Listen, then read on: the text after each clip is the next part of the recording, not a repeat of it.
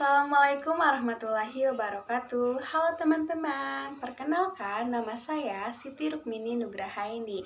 Di sini saya akan memaparkan materi mengenai Quran Surat An-Nas. Sebelumnya, apakah teman-teman tahu apa itu Surat An-Nas dan bagaimana bunyi dari Surat An-Nas?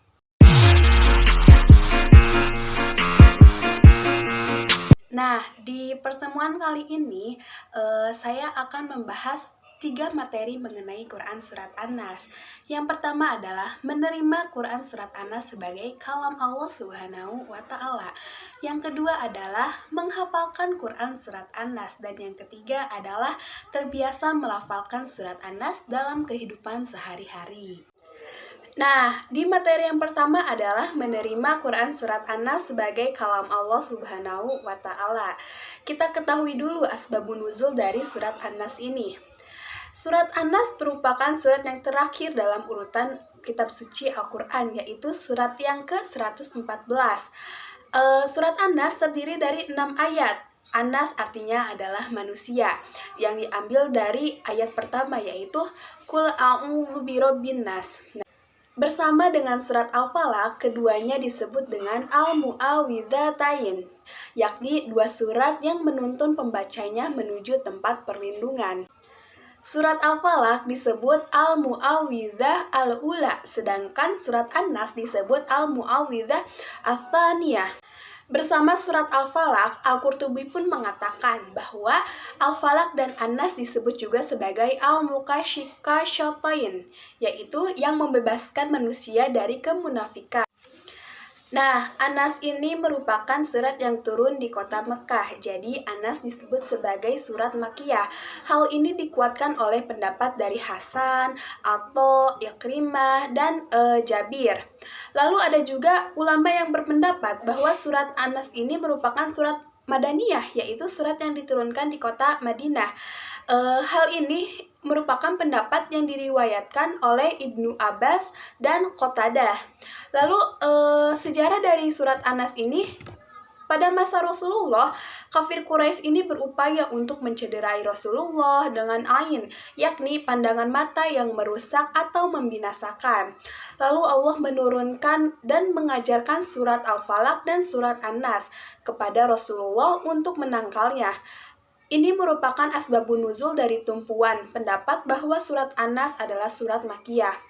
Sebagian ulama lebih detail menyebut surat An-Nas merupakan surat ke-21 yang turun kepada Rasulullah dari segi tertib turunnya, yakni sesudah surat Al-Falaq dan sebelum surat Al-Ikhlas. Nah, lalu materi yang kedua yaitu menghafalkan surat An-Nas.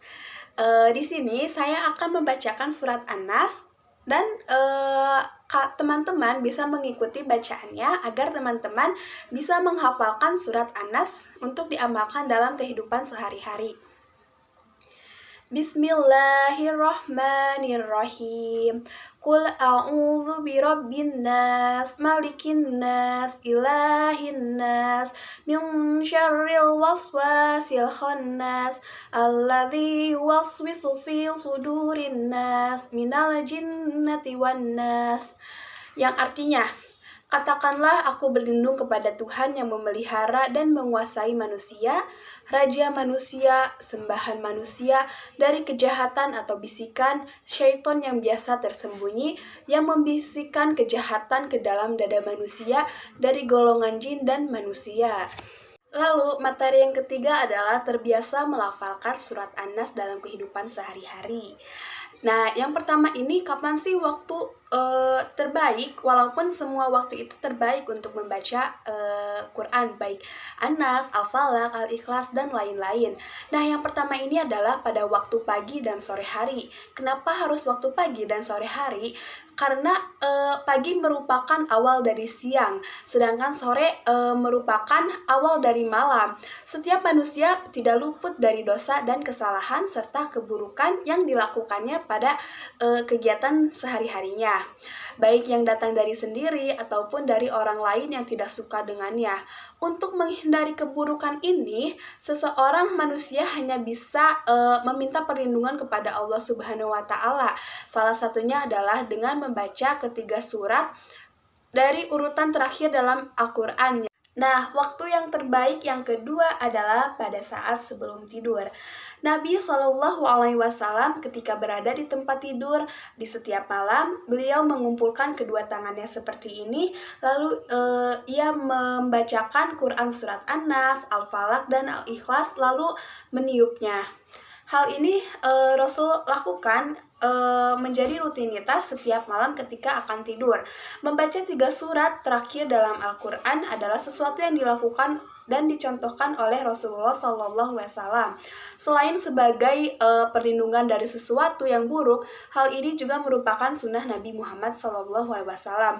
Hal ini dikuatkan oleh hadis riwayat Bukhari.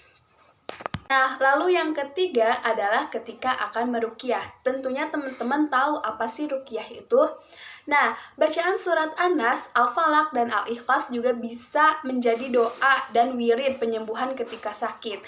Hal ini pernah dituliskan dalam kitab Sahih Bukhari pada bab meniupkan bacaan ketika ruqyah.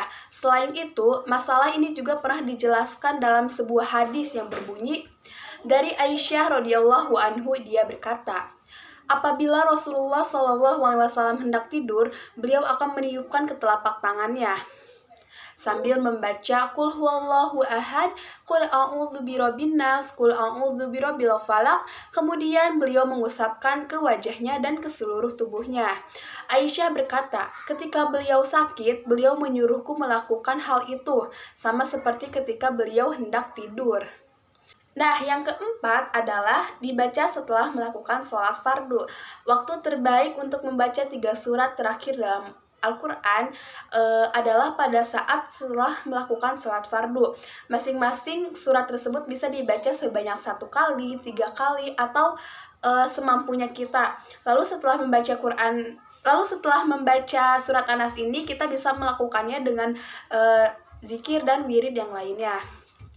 Rasulullah SAW memerintahkan padaku untuk membaca mu'awwidzatain di akhir sholat setelah salam.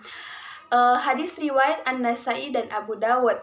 Nah, yang terakhir yang kelima adalah ketika sholat. Tentunya teman-teman kalau misalnya sholat, sesudah membaca surat Al-Fatihah dilanjutkan dengan surat pendek.